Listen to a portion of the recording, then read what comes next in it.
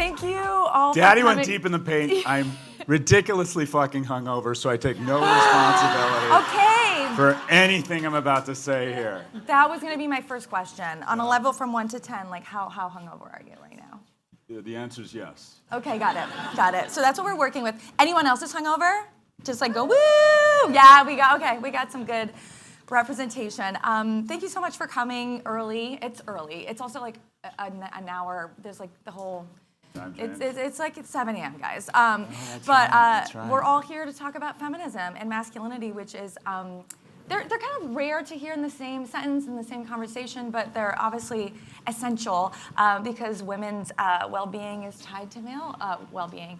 And I was really excited. I pitched this panel because I just wanted to talk to Scott for half an hour and you not be allowed to leave. Because you do talk about men and the challenges facing men, but you're also very interested in an equal society for women as well. So let's start off by talking about you. Your definition of masculinity has evolved. You talk about it as you aged. It sort of differed. Can you take us through what that journey was for you? It's so great to be with you. I'm writing a book on masculinity, and I love writing. I'm good at it. I can punch out books pretty, not easily, but more easily than most of the stuff I do. And I'm really struggling with this one. I'm writing a book called Algebra of Masculinity. And because if you think about it, masculinity and femininity, they're social constructs. We invent them and we identify them. And loosely speaking, masculinity and femininity are these social constructs that are supposed to be the behaviors and attributes more common to people born as men or people born as women. And the hard part about the conversation is the moment you start saying that, people worry that you're immediately denigrating or disparaging people who are non-binary. So it's difficult to even have an open and honest conversation about it. Because at least with masculinity, there's a couple things. One, the people who claim to be advocates for masculinity, it's oftentimes just thinly veiled misogyny. Mm-hmm. It's tapping into a group of men who feel alienated, have sensed the problems that have been ignored about how poorly men are doing. There are a few demographic groups in the last 100 years that have fallen further faster than young men on every dimension. And they sense it, and no one's talking about it, and into that void step these voices that start off really great. Take care of yourself, be strong, be action-oriented, and then it just comes off the rails. They start talking about women as property. They start talking about not being aggressive in a very toxic way. So I think people immediately have this very understandable gag reflex when you talk about masculinity. So, to answer your question, the closest I can come up to it with is that I think masculinity is acquiring the strengths and skills such that you can protect and advocate for others. And I think of it in concentric circles. The first thing you've got to do, I believe, to demonstrate masculinity is take care of yourself. And that is, you got to fix your own oxygen mask. You got to have a plan. I think men need to be really strong physically. We are born with, you kind of lean into your advantages, right? If you're in Texas, why wouldn't you have barbecue, right? If you're a man, you are blessed with greater density of bone structure, you have more double twitch muscle, and you have this incredible substance called testosterone that's poured over these things. I think there's no excuse for any man under the age of 30 not to get really fucking strong. You should be able to walk into any room if you're a man under the age of 30 and know that if shit got real, you could kill and eat everybody or outrun them. And here's the thing. You're going to be less prone to depression. You're going to be kinder. You're going to have a broader selection set of mates, which is really awesome, right? And also, you're going to be a better man. Who breaks up fights at bars? Really strong men. Men who are strong are usually protectors, and at the end of the day, they're more gentle because they're confident. So I think taking care of yourself, and then it's a concentric circle out, taking care of your family, right? Taking care of your parents, right? Taking care of others. And then the real expression of masculinity is when you can start taking care of people you'll never meet, right? Planning. I love that statement, and I think this could apply for men. real men plant the seeds of trees, the shade of which they'll never sit under, right? And then more specifically, moving to, and I apologize for the word salad, moving to starting to solve some of the problems of struggling young men. I think one of the ultimate expressions of masculinity is to get involved in the well-being of a boy's life that is not related to you. And unfortunately, the Catholic Church and Michael Jackson have fucked it up for all of us. Because there is a reflex gag notion when you suggest that a man get involved in a young boy's life. What does that mean? If you're a 35-year-old man and you want to be involved in a 15-year-old boy's life, something's wrong. Should we be worried about this guy? And that is just so terrible, because there are a ton of men out there. I love the film Magnolia. There's a bartender there, and he has this wonderful line. He says, "I have love to give, I just don't know where to put it." There are a ton of men who, for whatever reason, have a lot of love to give to in a paternal way, but don't have that many outlets for it, or a fraternal way. And society is telling them that it's weird, and we should be suspect of them if they want to get involved in a young man's life. Because if you reverse engineer to the single point of failure of young men, and you really try to say, what is it? Is it they don't go to college? What is it? Is it media influences? Is it the woke movement? It's none of those. It's when they lose a male role model. And there are literally tens of millions of young men over the next 50 years. We have the greatest number of single-parent households, with the exception of Sweden.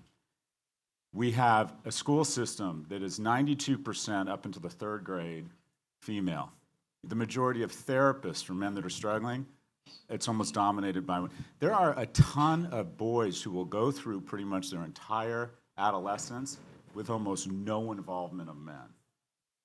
And so we need to get men more involved in kids' lives, or boys' lives, because what the research shows is that when it's a single-parent house and it's a girl, the girl has the same outcomes. Same college attendance, same economic, same likelihood or not likelihood of self-harm. What it ends up is that boys are physically stronger, but girls are emotionally and mentally much stronger. Boys are more fragile.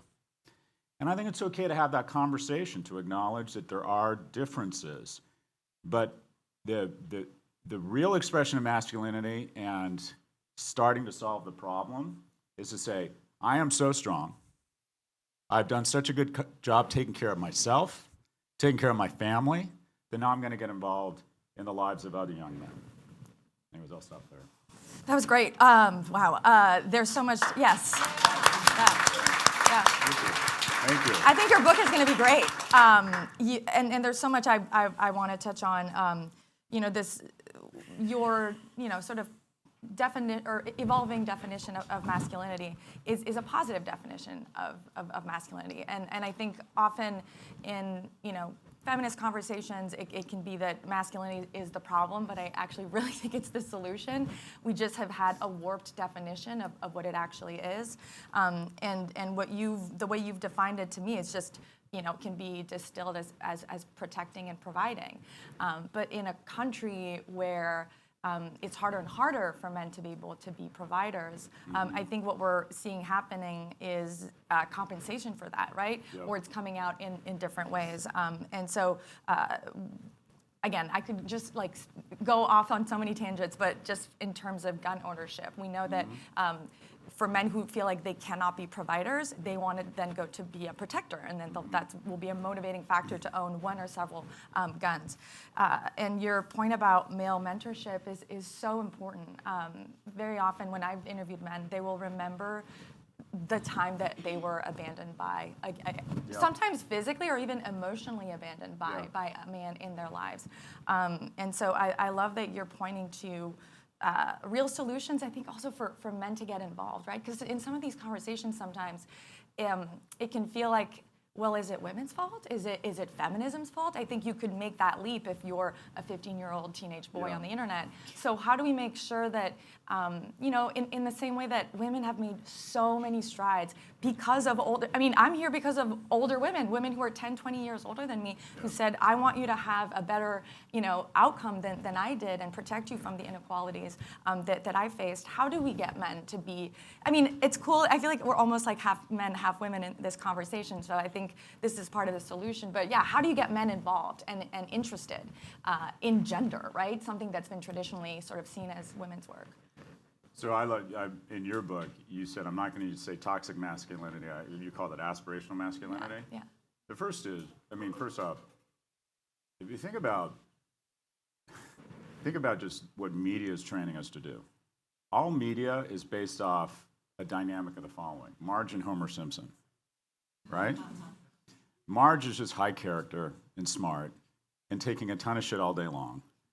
And Homer is this fucking idiot who, at the end of the day, we finally get to the core where he's an okay guy. That's the basis of all gender-based media. And so when we talk, do you hear the term toxic femininity very much? So it has gotten to the point in media where being the attributes of masculinity immediately bring up fairly negative stereotypes. So the first is, not like this in your book, how do we redefine masculinity and gender as a positive? Recognizing that a large portion of the population is non-binary. That's okay. And to talk openly about this stuff is not to, in any way, I think it starts with empathy. Empathy is not a zero-sum game. Civil rights didn't hurt white people, it helped white people. Gay marriage didn't hurt heterosexual marriage, it helped it. And talking about the struggles of men and appreciating gender and leaning into gender, should you decide to, is not in any way diminish the rights or the responsibilities to providing everybody with equal rights. So I think the first is just acknowledging that leaning into masculinity or femininity is a positive. I also think it can be a fantastic guide.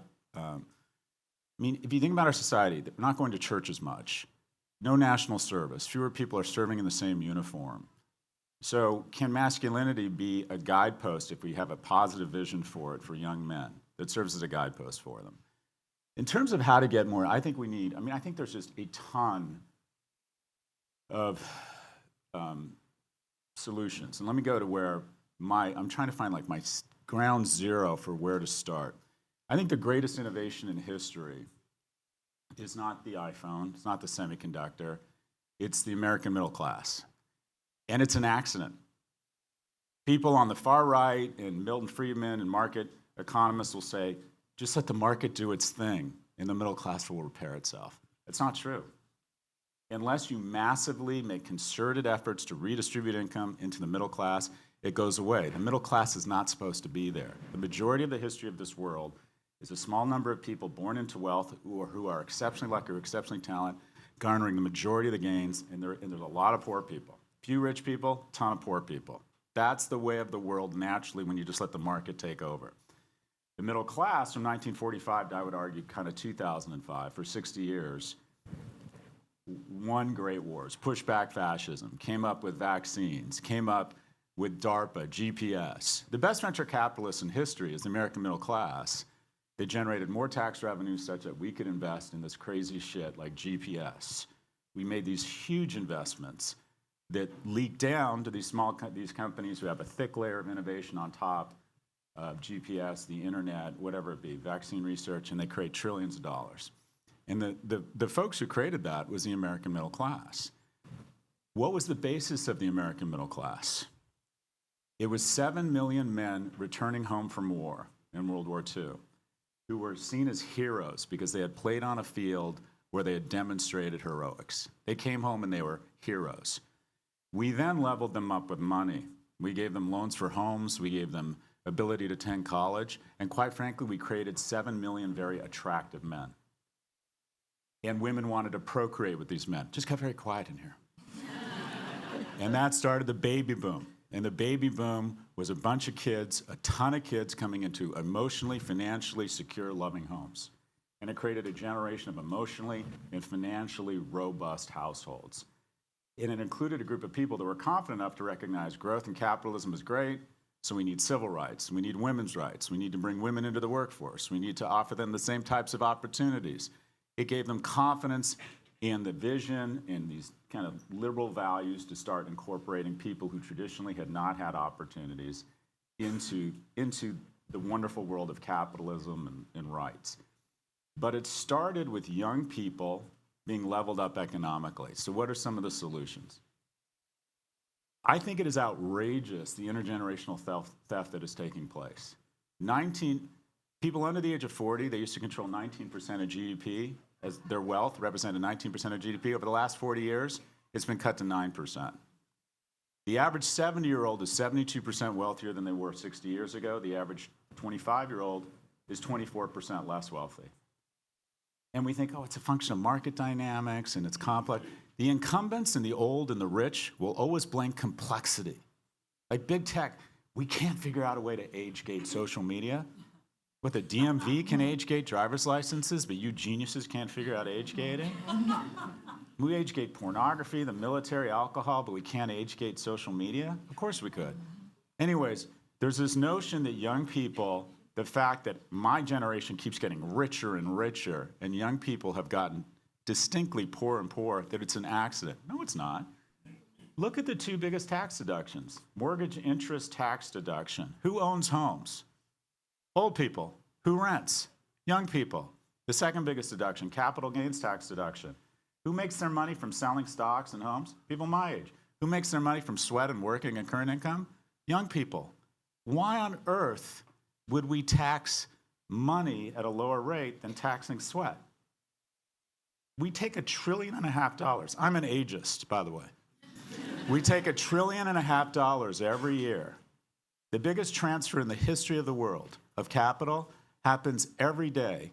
We transfer $1.5 trillion a year from young people to the wealthiest generation in the history of the planet, Social Security.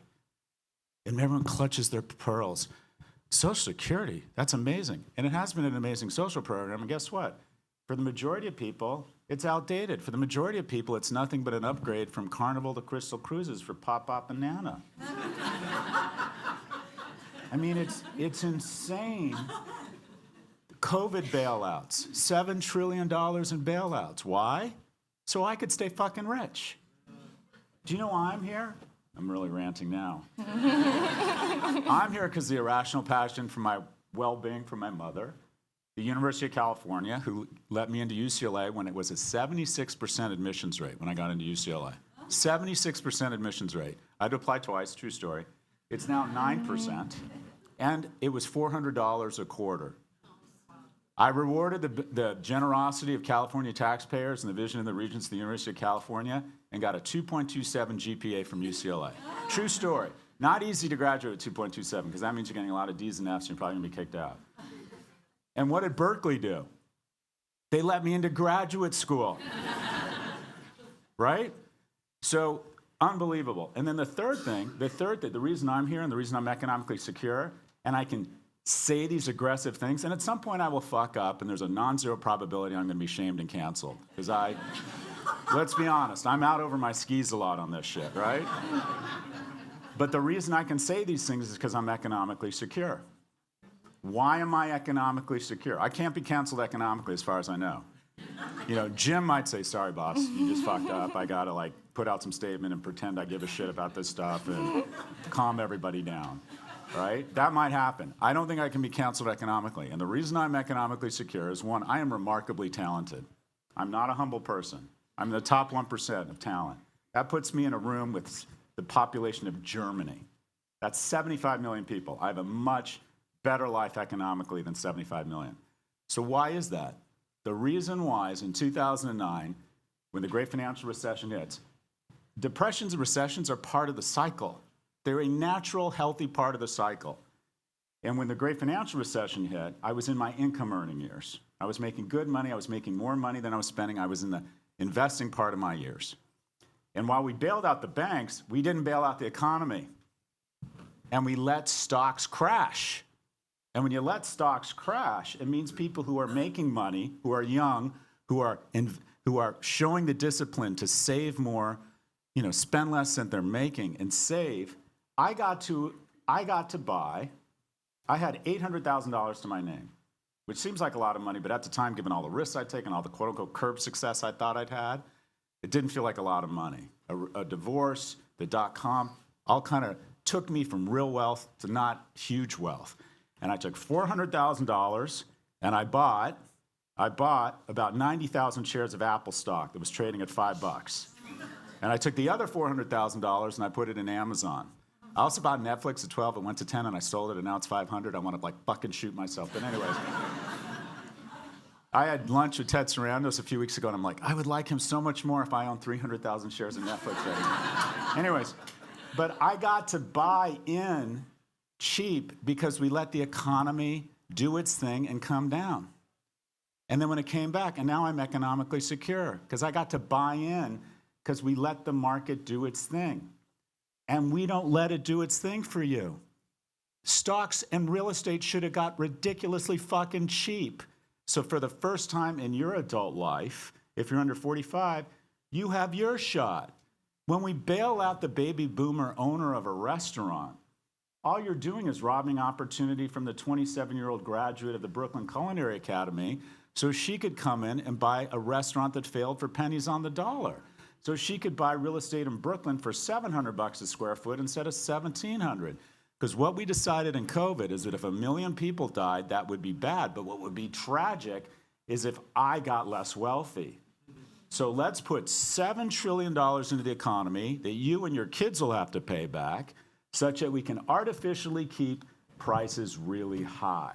And we've gotten used to this notion that our job as an economy is to keep the incumbents wealthy instead of letting churn happen and giving young people a shot when they're making more than they're spending to come in and buy things inexpensively. Instead, we're like, let's make sure the incumbents don't lose any money. And here's the thing. If young people aren't making money and they're having a tough time, men especially aren't going to be very attractive to women. Because distinct of all the bullshit we hear about, okay, both providers, 75% of women state explicitly that being economically secure is a key criteria in a mate. It's 22% for women, or men for women. Men don't really care. Women care a lot. And so if you have a generation of people who are economically insecure, you're going to have less household formation. Because the part of that population that is determined that their economic security is a key component of their attractiveness, when they're not making any money or they don't have economic opportunities, much less not going to college very much less struggling with depression, opiates, we have a generation of people who, quite frankly, aren't mating. 1 in 3 men under the age of 30 haven't had sex in the last 12 months. And you hear the word sex and all this shit begins firing. As far as I can tell, sex is a key component to a secure, loving relationship. It is a key step. And half of Gen Z men aren't dating. They're not dating. They've given up. They've just stopped. I mean, I'm trying to come up with different types of solutions. I wonder if one solution might be lowering the drinking age from 21 to 18. I'm only half kidding. We raised the drinking age because of drunk driving. Drunk driving hasn't been eliminated, but it's gone down dramatically. And deaths from car accidents have dropped off a cliff because of airbags, right? And my advice to young people is drink a lot more and make a series of bad decisions that might pay off. But how do we level up? I don't think you can have affirmative action for men. I think it would be too politicized, too angry. I could get off the rails. What we need is a series of economic policies that give people under the age of 40 some of the prosperity we've recognized, which will naturally elevate more men to being more viable partners economically. And when a man is more viable economically, he's more likely to be viable emotionally. So a series of economic policies, more men in school. Do you know on a behavior-adjusted basis, a boy is twice as likely to be suspended for the exact same behavior as a girl, a black boy 5 times as much, right?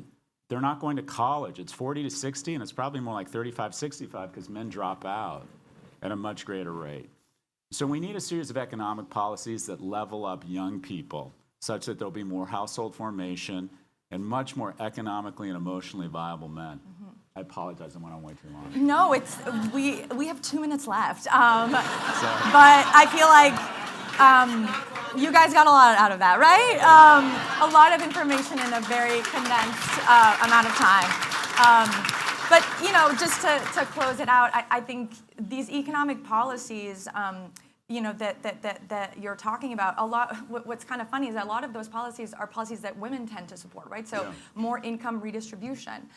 We often talk about, the pay gap between, women and men, or between white women and black women, but the pay gap between white men and black men is actually larger than the pay gap between white women and black women. 8 white men own half of global wealth, right? Yeah. So a lot, again, it's easy, I think, for some of these boys on the internet to think like, oh, I'm not going to be financially, it's my future is not financially, sustainable because she's getting into college or she's getting a better job than me. But there's, a lot of income redistribution that we need to do amongst men as a group. So, and it does start with taking away some of your money. I'm sorry, rich white men, but not a lot, right? Or like not a sizable amount that would make a tremendous difference or tremendous dent. So thank you, Scott, for joining us. Just on economics, just on compensation. We have 60 seconds. Just some data. Under the age of 30, and this is a victory, men and women have largely closed the gap in compensation. In major urban centers, women under the age of 30, women are actually making more money because more of them are attending college. Probably white women. Fair enough? Yeah. More single women own homes now than single men. Where women really see a hit from compensation is when they decide to lean into their advantage and leverage their ovaries. The moment a woman has a child, she goes to 73 cents on the dollar. Our society still has not figured out a way to maintain a woman's trajectory. And going back to the notion of protection, it is literally the definition of misanthropy that we would be so hostile towards pregnant women. I mean, it just makes absolutely no sense. Men, to a certain extent, the reason why we don't worry as much about overdoses of men or male suicide, 4-to-1 male to female suicide right now. We don't have a suicide problem, we have a male suicide problem. 70% of overdoses, men. 92% of incarcerations, men, right? What you see is this misanthropy, it just makes no fucking sense. If you have 100 people in a village, 50 men and 50 women, if 25 of the men die, the village can still survive. So we send men to war and we're not as concerned about their death. I know that sounds harsh, but it's true. You lose 25 of the women, the village goes out of business. So the notion that we wouldn't be protecting women while they're pregnant is literally the definition of misanthropic behavior.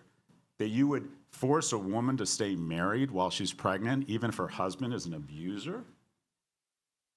You want to have women have fewer babies? Don't give them access to family planning. They will have fewer babies. We have turned unnaturally misanthropic. This notion that we are not protecting people at their most vulnerable and when they're pregnant is literally the definition of self-immolation of the species. I mean, it just makes absolutely no sense. No idea where I was going this other than to say thank you very much.